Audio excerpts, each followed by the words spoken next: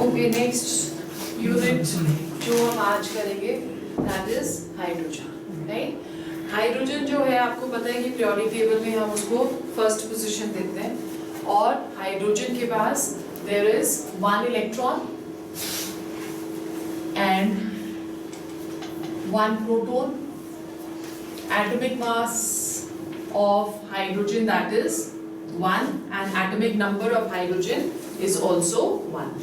Now because of its number of electrons, protons or we can say atomic number, हम लोग hydrogen को बोलते हैं कि it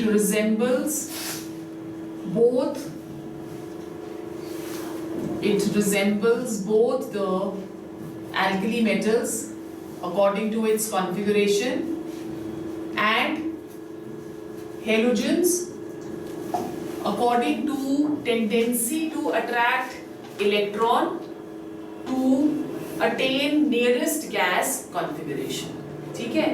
So halogens को जब हम लोग resemblance करते हैं with alkali metals के साथ काफी सारी properties हम देखते हैं कि it is the same। जैसे for example number 1, alkali metals के साथ इलेक्ट्रॉनिक कॉन्फ़िगरेशन हाइड्रोजन की ऑलमोस्ट सेम होती है। Electronic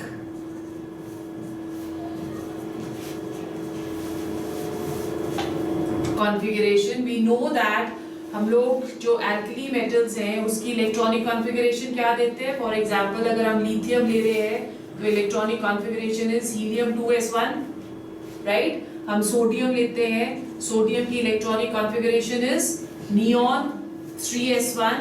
in a similar manner जब हम हाइड्रोजन की इलेक्ट्रॉनिक कॉन्फ़िगरेशन लेते हैं तो electronic configuration of hydrogen that is taken to be 1s1। तो दैट इज ऑलमोस्ट क्या बिल्कुल same as it is taken in case of alkali metals. तो ये एक प्रॉपर्टी जो है वो एल्कली मेटल से सिमिलर है, ठीक है। देन सेकेंड प्रॉपर्टी जो कि सेम है that is the electropositive character. Electropositive character third chapter में हमने पढ़ा है क्या होता है। It is the tendency to lose electrons, okay.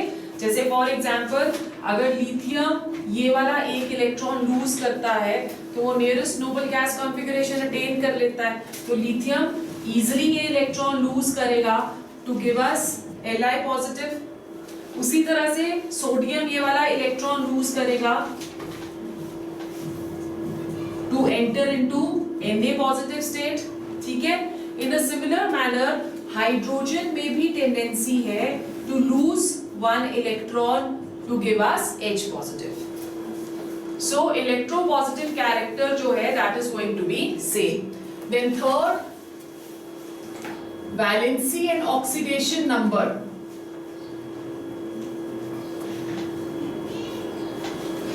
Valency and oxidation number जब हम लोग देखते हैं तो दैट इज ऑल्सो सेम। जैसे फॉर एग्जाम्पल अगर हम एक कंपाउंड बना रहे हैं हाइड्रोजन का क्लोरीन के साथ तो हाइड्रोजन के ऊपर यूनिट पॉजिटिव चार्ज आएगा और इसके ऊपर 1 नेगेटिव चार्ज आएगा।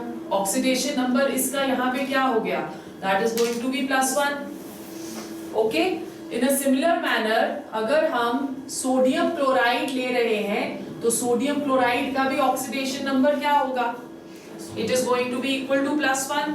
सो it has the same oxidation number as alkali metals।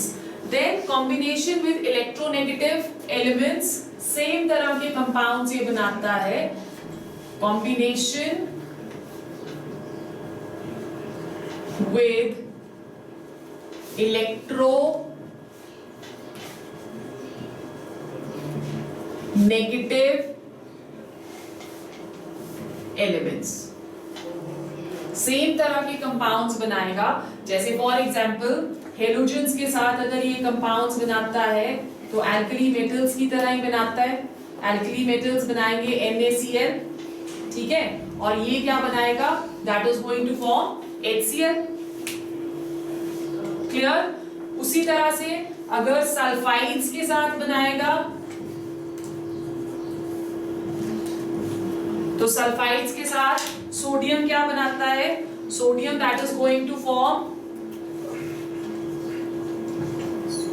Na2S, right, और हाइड्रोजन क्या बनाएगा? H2S, ठीक है। ऑक्सीजन के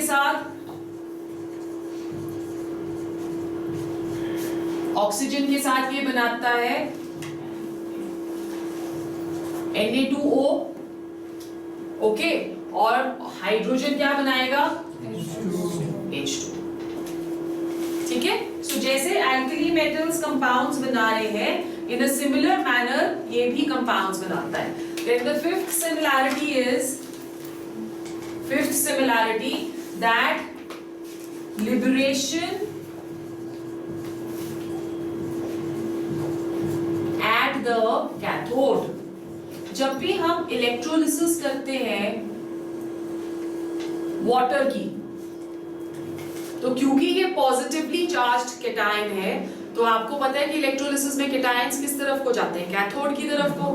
और जो एल्कली मेटल्स हैं वो भी सारे कैटायंस हैं, तो वो भी जब डिपॉजिट होंगे तो कहाँ डिपॉजिट होंगे? वो भी डिपॉजिट होंगे टुवर्ड्स द कैथोड। सो जैसे एल्कली मेटल्स कैथोड पे डिपॉजिट होते हैं, उसी तरह से हाइड्रोजन क्योंकि पॉजिटिवली चार्ज्ड है, it has a tendency to gain electron and it also gets deposited at the cathode. So electrolysis में आप लिखना चाहते हो तो लिख लो, electrolysis में like fused salts of alkali metals,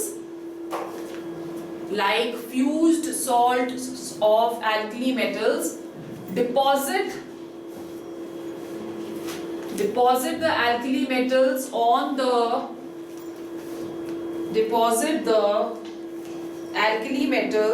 on the cathode. In a similar manner, salts of hydrogen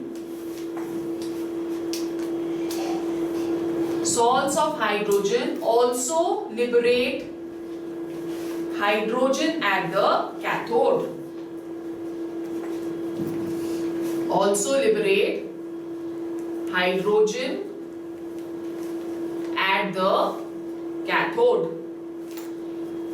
ठीक है। फिर लेट्स से हेलोजेंस के साथ क्या रिजेम्बलेंस है इसकी?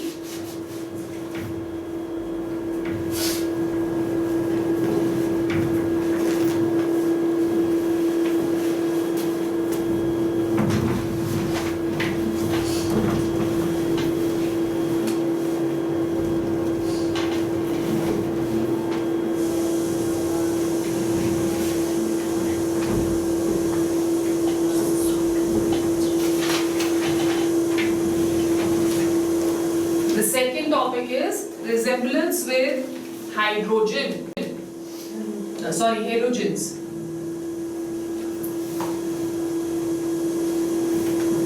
Resemblance with halogens. Halogens में again अगर हम इलेक्ट्रॉनिक कॉन्फ़िगरेशन halogens की देखें, first if we are looking at the electronic configuration,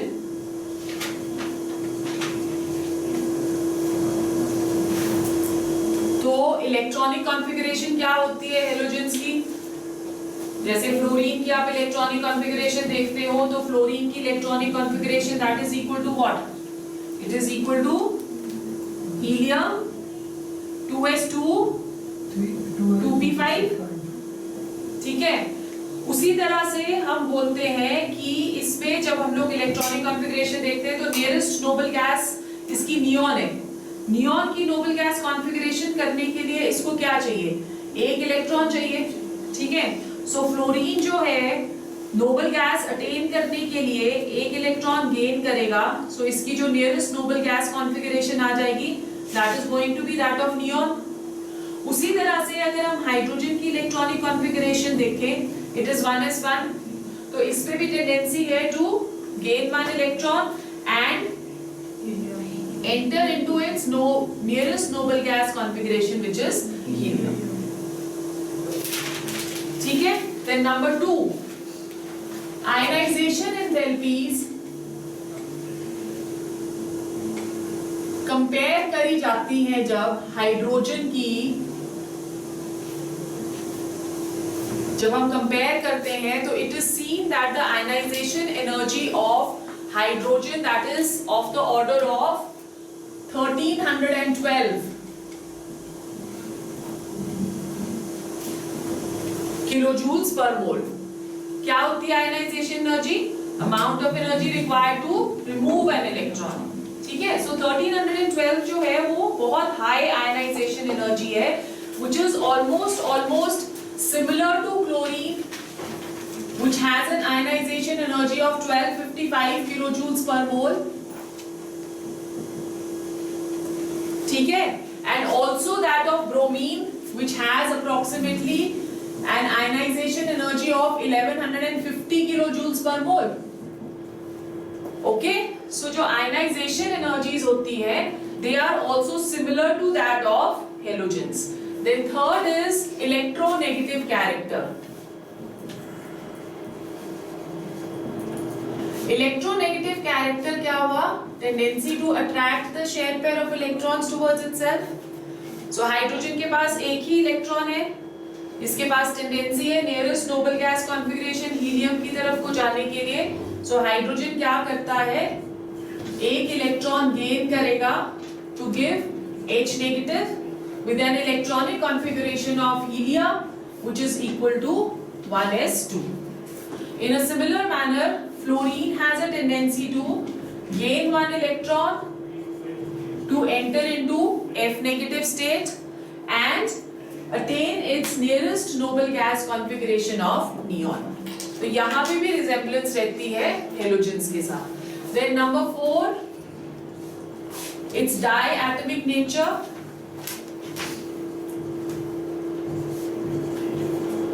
hydrogen halogens की तरह डायएटॉमिक एग्जिस्ट करता है, जैसे उसका molecule is taken as H2, dihydrogen हम इसको बुलाते हैं. फ्लोरीन भी F2 की तरह एग्जिस्ट करता है, क्लोरीन भी Cl2 की तरह एग्जिस्ट करता है. तो सारे हेलोजेंस डायएटॉमिक है, तो ये भी एक रिजेम्बलेंस है इसके साथ. ठीक है. Then fifth is oxidation state.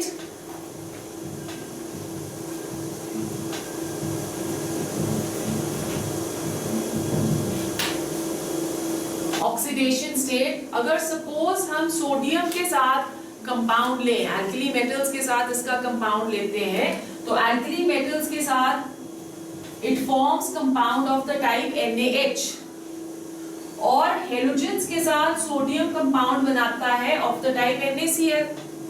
Okay, यहाँ पे सोडियम की वैलेंसी 1 पॉजिटिव है, यहाँ पे भी सोडियम की वैलेंसी 1 पॉजिटिव है, तो यहाँ पे हाइड्रोजन -1 हो गया और क्लोरीन भी -1 हो गया. तो जब ये इलेक्ट्रोपॉजिटिव एलिमेंट्स के साथ बनाएगा कंपाउंड, तो ऑक्सीडेशन स्टेट जो इसकी है it is similar to halogens, that is of -1. ठीक है, so this is another similarity. Then number 6, like halogens, it has the tendency to be liberated at the anode. तो इसमें आप लिख लो like halogens, when fused alkali metal hydrides, when fused alkali metal hydrides are electrolyzed, hydrogen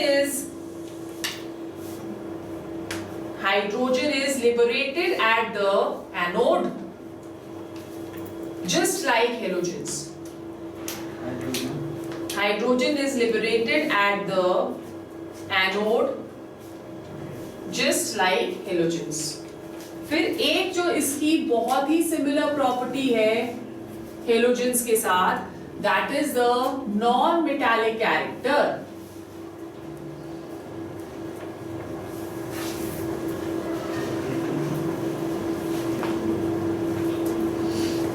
non metallic character. ठीक है, हमें पता है कि सारे के सारे हेलोजेंस जो है वो सारे क्या है, they are non metallic.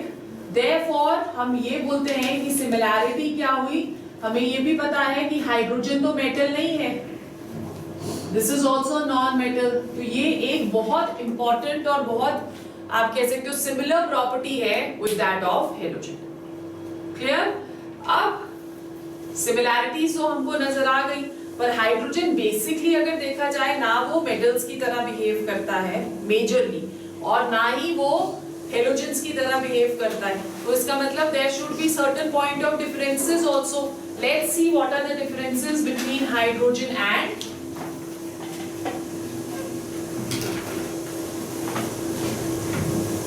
alkali metals.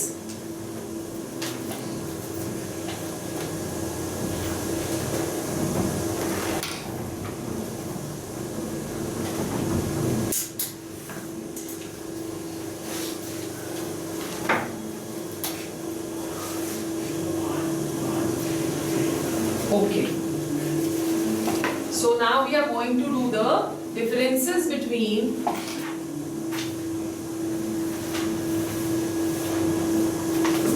hydrogen and alkali metals.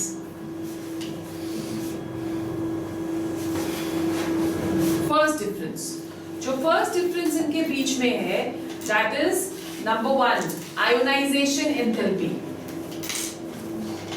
As we just said कि ionization enthalpy जो हाइड्रोजन की है that is very high of the order of 1312 kilojoules per mole. पर जो alkali metals होते हैं, हमने थर्ड चैप्टर में पढ़ा था कि पूरे periodic table में उनकी जो ionization energies है, they are the lowest, है ना, क्योंकि उसमें से इलेक्ट्रॉन एक्सट्रैक्ट करना जो है वो बहुत इजी होता है। तो जब हम आयनाइजेशन एनर्जीज देखते हैं तो लिथियम की आयनाइजेशन एनर्जी इज ओनली 520 किलोजूल्स पर मोल, लेस देन हाफ, ठीक है। अगर हम सोडियम की देखें तो सोडियम की 495 है, उससे भी कम। So there is a marked difference between the ionization energies of hydrogen and rest of the alkali metals. Second, non-metallic character of hydrogen. Non-metallic character of hydrogen, ठीक है। अब हमने क्या बोला कि जो alkali metals हैं वो तो metallic है, पर hydrogen is a non-metal, तो ये भी एक difference आ गया between the alkali metals. Then number 3, atomicity. Hydrogen जो है वो एक डायएटमिक मॉलिक्यूल की तरह एग्जिस्ट करता है, जैसे hydrogen is existing as H2, whereas sodium अगर आप लो तो sodium in metallic state exist in elemental state as in the atomic form only. तो ये भी एक डिफरेंस आ गया, ठीक है। The next difference is nature of compounds. Now when hydrogen is forming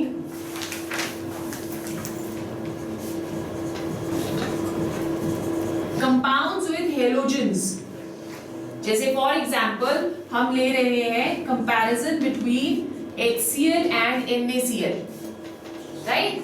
अगर ये दोनों compounds हम लोग देखें तो हम बोलते हैं कि जो HCl होता है that is going to be what? It is covalent in nature, whereas NaCl is ionic in nature, ठीक है। So HCl covalent bonds बना रहा है और NaCl ionic bonds बना रहा है। फिर जब हम ऑक्साइड्स देखते हैं, ऑक्साइड्स नेचर ऑक्साइड्स की देखेंगे तो it is seen that water जो ऑक्साइड बनाता है, हाइड्रोजन जो ऑक्साइड बनाता है दैट इज वाटर। वाटर का जो कैरेक्टर होता है that is neutral, whereas sodium अगर ऑक्साइड बनाता है या कोई भी एक अल्कली मेटल ऑक्साइड बनाता है that is going to be basic in nature. Okay, so this is another difference. फिर डिफरेंसेस विद फ्रॉम हेलोजेंस देखते हैं क्या क्या डिफरेंसेस है।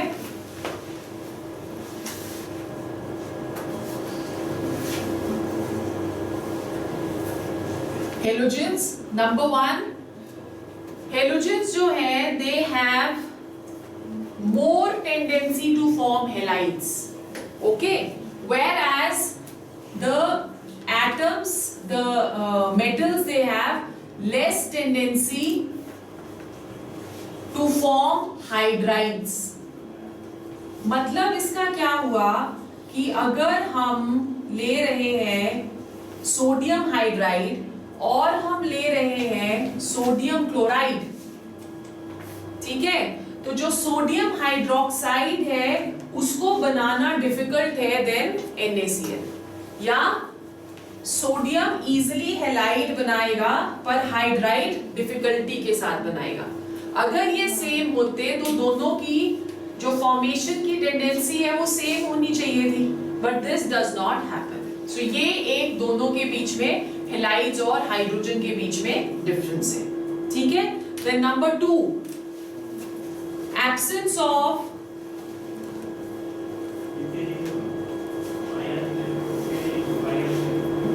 unshared electrons, sorry, lone pair of electrons लिखो आप, absence of lone pair of electrons, this is a better word. We know that when we are talking of hydrogen, तो hydrogen के पास एक ही इलेक्ट्रॉन है, क्लियर। बट जब हम लोग halogens की बात करते हैं, जैसे हाइड्रोजन और हाइड्रोजन के साथ एक ये बन रहा है मॉलिक्यूल, तो इन दोनों के बीच में तो शेयरिंग हो गई, हाइड्रोजन के आसपास कोई भी लोन पेयर ऑफ इलेक्ट्रॉन्स नहीं है। पर अगर क्लोरीन बॉन्ड बना रहा है क्लोरीन के पास, तो आप देखते हो कि इसके पास 3 lone pair of electrons present है। सो ये एक और डिफरेंस दोनों के बीच में आ जाता है, ठीक है, क्लियर हो गया। Then next, nature of oxides अगर हम करें तो जो ऑक्साइड्स हेलोजेंस के होते हैं they are acidic in nature. For example, if we are taking Cl2O7, right, तो Cl2O7 जो है oxide of chlorine, this is acidic in nature. Whereas हमने अभी पढ़ा कि जो हाइड्रोजन का ऑक्साइड होगा water, that is going to be neutral, ठीक है। सो ये सिमिलैरिटीज और डिफरेंसेस देखने के बाद हमें क्या पता चला कि जो हाइड्रोजन है it has certain properties which are similar to halogens and certain properties similar to alkali metals, but it does not entirely behave as halogens or it will not entirely behave as alkali metals. इसलिए इसकी जो position periodic table में होती है that is taken to be anomalous position, ठीक है।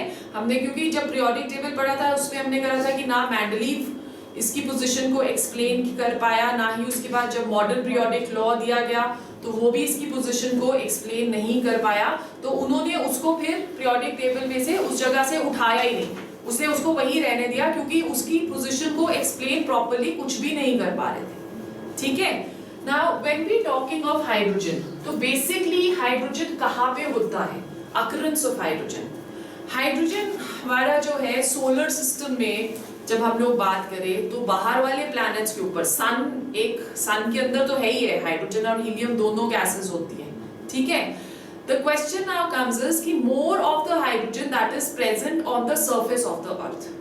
हमारे atmosphere में हाइड्रोजन बहुत कम है, इतना ज्यादा नहीं है, मतलब फ्री स्टेट में अगर हम देखें, कंबाइंड स्टेट में तो हाइड्रोजन होता है, बट अगर हम फ्री स्टेट में हम देखें तो हाइड्रोजन इतना लाइट है कि जो अर्थ का ग्रेविटेशनल पुल है वो हाइड्रोजन को अपनी तरफ को खींच नहीं पाता, because of its very very light nature. Therefore hydrogen is not present in abundance in the earth's atmosphere in free state. Combined state में फिर भी हाइड्रोजन अप्रोक्सीमेटली 54% के करीब हम देखते हैं कि प्रेजेंट रहता है, ठीक है। सो मेजर सोर्स जो है या मेजर अकरेंस जो हाइड्रोजन की है that is going to be in the solar system. और अगर हम कंबाइंड स्टेट में देखते हैं तो hydrogen third most abundant element है ऑफ द अर्थ क्रस्ट, क्योंकि हर एक में हाइड्रोजन प्रेजेंट है। आप देखो वाटर में हाइड्रोजन प्रेजेंट होता है, अगर हम एसिड्स लें, एसिड्स में हाइड्रोजन प्रेजेंट है, ठीक है, हाइड्राइड्स में भी हाइड्रोजन प्रेजेंट है, ओके। सो कंबाइंड स्टेट में हाइड्रोजन काफी जगह पे प्रेजेंट रहता है। फिर आपने करा हुआ है ये topic already, that is isotopes of hydrogen.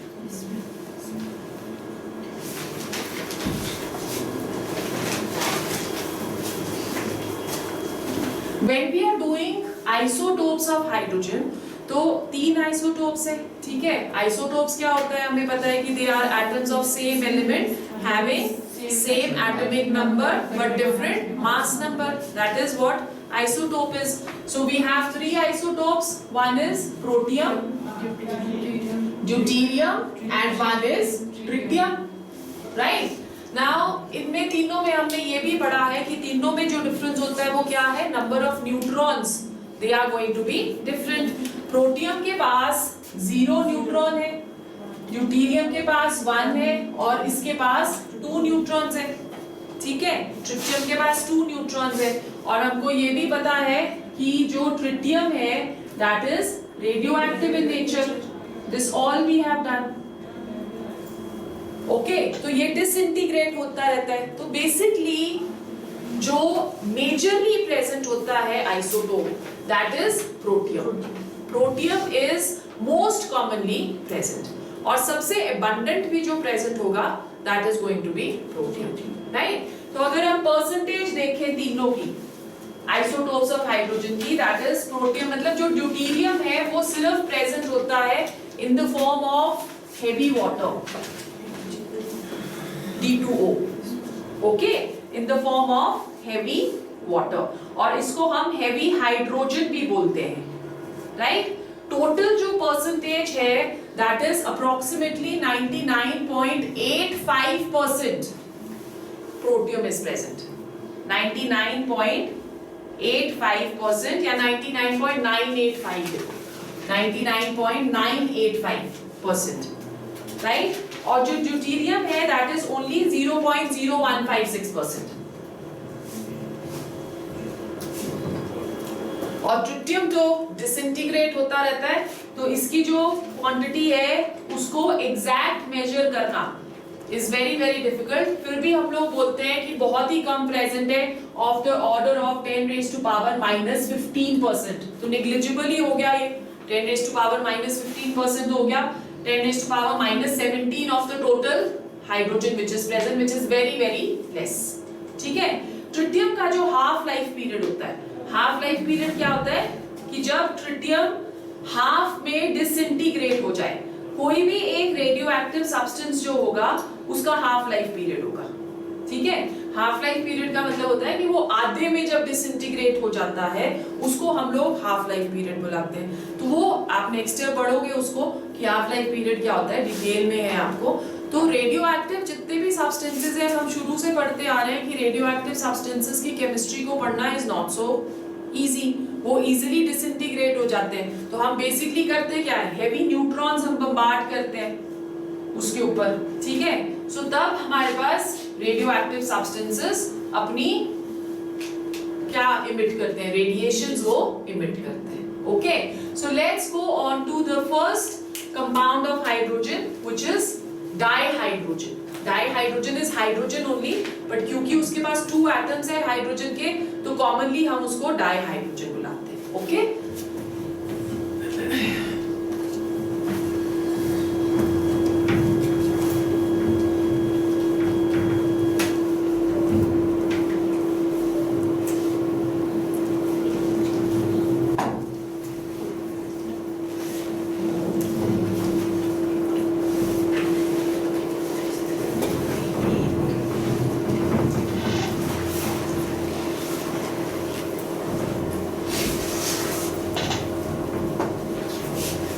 Chapter है ये.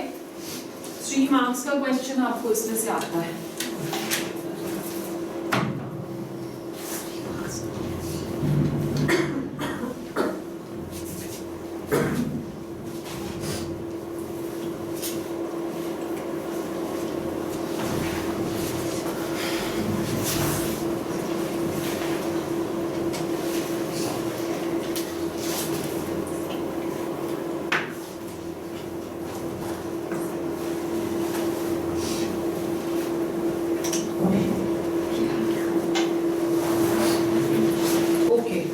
So let's go on to the first compound of hydrogen, which is dihydrogen.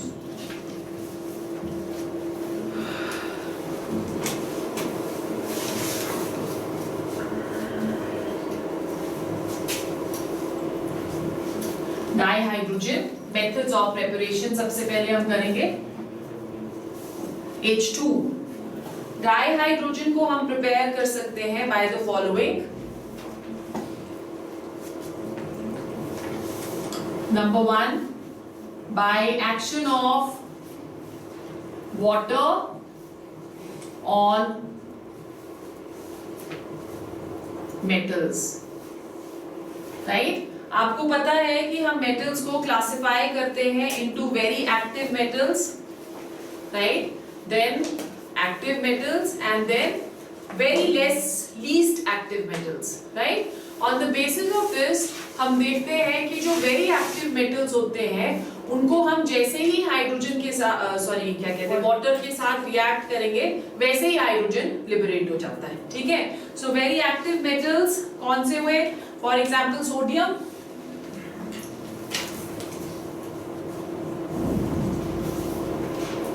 Okay. So ये हमें क्या दे देगा?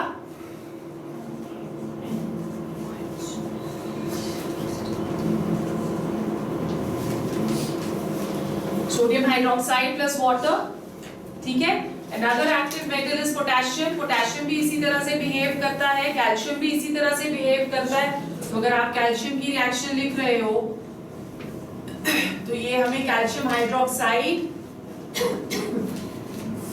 प्लस हाइड्रोजन दे देगा, ठीक है। जो लेस एक्टिव मेटल्स होते हैं जैसे मैग्नीशियम, मैग्नीशियम को जब हम वाटर के साथ रिएक्ट करते हैं तो हमें टेम्परेचर थोड़ा सा इंक्रीज करना पड़ता है।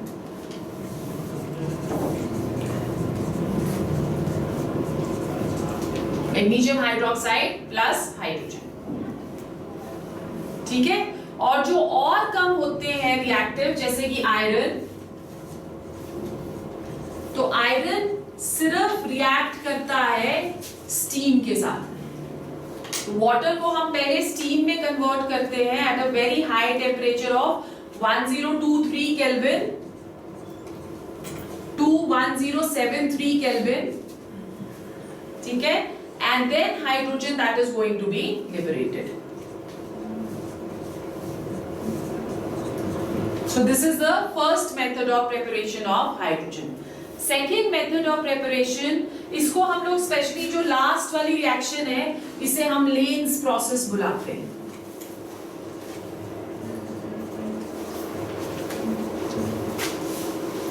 लेन्स प्रोसेस, ठीक है। फिर उसके बाद नेक्स्ट जो हमारा है that is by electrolysis of water.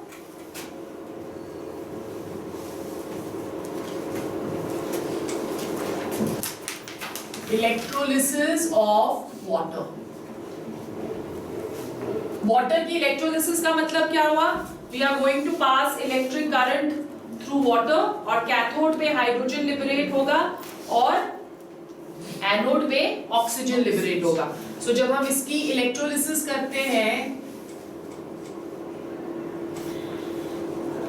Electric current pass करके, तो ये हमें देता है H positive plus OH negative, ठीक है। Reaction at the cathode, cathode में रिएक्शन क्या आएगी? H positive will gain 1 electron to give us hydrogen. Secondary reaction hydrogen plus hydrogen to give H2, ठीक है। फिर उसके बाद एनोड की रिएक्शन, एनोड में जो OH नेगेटिव है that is going to lose electrons, 4 electrons lose करता है ये to give water plus oxygen। So आप देख रहे हो कि कैथोड पे हाइड्रोजन लिबरेट हो रहा है और एनोड पे ऑक्सीजन लिबरेट हो रहा है। तो इस तरह से भी हम लोग हाइड्रोजन जो है उसको प्रिपेयर कर सकते हैं, ठीक है। फिर उसके बाद लेबोरेटरी में हम कैसे प्रिपेयर करते हैं इसको? Lab preparation. लेबोरेटरी में हम इसे प्रिपेयर करेंगे by passing dilute sulphuric acid on zinc. तो zinc plus dilute sulphuric acid to give us zinc sulphate plus hydrogen. ठीक है, इस तरह से it is prepared in the laboratory, right. अब क्या होता है बेसिकली, जब हम इसका एपरेटस देखते हैं तो एपरेटस में हम करते क्या है कि किस तरह से बीकर ले लेते हैं। बीकर में हमने जिंक के ग्रैन्यूल्स ले लिए, यहाँ पे हम एक थिसल फनल ले लेते हैं और उस थिसल फनल के थ्रू हम लोग पास करेंगे इसमें डाइल्यूट H2SO4। ओके, जब डाइल्यूट H2SO4 पास करते हैं तो हमें बबल्स नजर आते हैं। Those bubbles are that of hydrogen. Sometimes what happens कि जो हाइड्रोजन इसमें बनती है वो हाइड्रोजन स्टिक हो जाती है on the granule of zinc. अगर वो उसके ऊपर स्टिक हो गई तो further reaction is not going to take place ना। तो उसको कम करने के लिए या उसको अवॉइड करने के लिए हम लोग इसमें कॉपर सल्फेट सॉल्यूशन डाल देते हैं। तो जो वो कॉपर सल्फेट सॉल्यूशन हम इस जिंक ग्रैन्यूल्स के साथ डालेंगे वो प्रिवेंट करेगा कि उस जिंक ग्रैन्यूल्स के ऊपर हाइड्रोजन की लेयर डिपॉजिट ना हो और रिएक्शन प्रॉपर्ली फॉरवर्ड डायरेक्शन में चले। ठीक है, so this is the laboratory preparation. अगर बाय चांस 1 मार्क का तुम्हें ऐसा कुछ क्वेश्चन आ जाता है कि जब हम लैब में प्रिपेयर कर रहे हैं और थोड़ी देर के बाद रिएक्शन स्टॉप हो गई तो वो क्यों हो रहा है, तो उस पे आपने आंसर क्या लिखना है, that is due to what, due to the sticking up of hydrogen bubbles on the surface of the zinc granules, and this can be prevented by putting a solution of copper sulfate in the beaker। ठीक है, अगर आपको by chance आ भी जाता है कि give the laboratory preparation of hydrogen, तो आपको ये वाली रिएक्शन लिखनी है, राइट। और उसके बाद लिखना है कि जो हाइड्रोजन यहाँ पे हमारे पास क्या कहते हैं उसको लिबरेट हो रहा है उसको हम लोग कलेक्ट कर लेते हैं और फिर ये वाला पॉइंट भी जरूर से डाल देना है। ओके, कॉपर सल्फेट वाला पॉइंट। सो एग्जामिनर थोड़ा सा खुश हो जाएगा। क्लियर हो गया। फिर उसके बाद कमर्शियली हम कैसे प्रिपेयर करते हैं हाइड्रोजन को, ये तो हमने लैब प्रिपरेशन करी। कमर्शियली भी हम प्रिपेयर करते हैं। एक तो हम लोग इसी मेथड से करते हैं जो हमने इलेक्ट्रोलिसिस ऑफ वाटर किया है, पर जो ये वाला मेथड होता है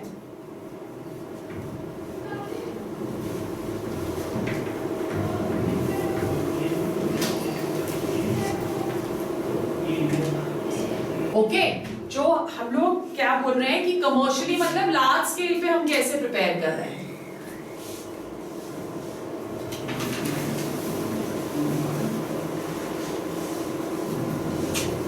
कमर्शियल प्रिपरेशन, राइट।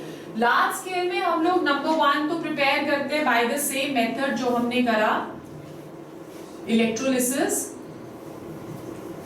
बट ये वाला मेथड बहुत एक्सपेंसिव है। ओके, सो इसलिए हम लोग ज्यादा पॉपुलरली हम प्रिपेयर करते हैं by the action of Coke on steam, right. जब हम कोक को स्टीम के साथ रिएक्ट करेंगे at a temperature of 1270 kelvin, okay, तो हमारे पास मिक्सचर आ जाता है कार्बन मोनोऑक्साइड प्लस H2 का। This is known as water gas. water gas, okay, combination of carbon monoxide plus hydrogen, this is known as water gas। अब ये जो water gas हमारे पास बनी, this is used for the commercial preparation of methanol, क्योंकि इससे हम further prepare कर रहे हैं methanol, तो इसको हम एक और नाम दे देते हैं, this is also known as synthesis gas और syngas। So 1 mark का question MCQs में तुमको आता है which of the following is water gas और which of the following is syngas। syngas हम इसको क्यों बुला रहे हैं, because इससे हम फर्दर किसी चीज को सिंथेसाइज कर रहे हैं या फॉर्म कर रहे हैं, इसलिए हम इसको syngas बुलाते हैं। ठीक है। और ये जो पूरा प्रोसेस होता है इसको हम लोग क्या बुलाते हैं? It is known as coal gasification.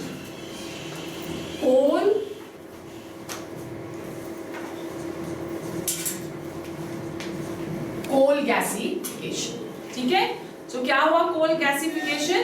The process of producing syngas from coal and steam is known as coal gasification. ठीक है, क्लियर हो गया? ओके, सो ये आपके प्रोसेस है for preparation by what? Commercially जो हम प्रिपेयर कर रहे हैं लार्ज स्केल पे। देन नेक्स्ट प्रॉपर्टीज लिखो। Properties of dihydrogen. Number one, it is a colorless, tasteless and odorless gas. Number two, it is slightly soluble in water.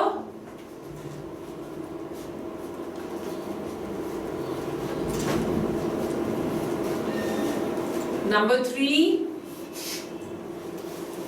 it is highly combustible. Highly combustible का मतलब क्या होता है? It can catch fire easily. It is highly combustible. Number four, it is very light. Lightest substance known है ये।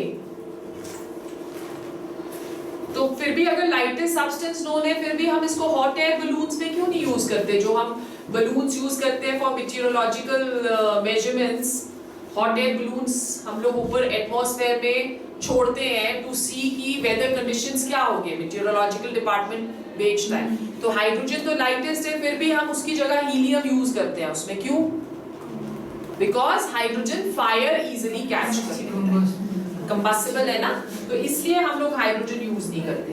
Then number 5, its density is 1/14 of that of air. 1/14 of that of air, ठीक है। सो आज हम यहीं तक करते हैं।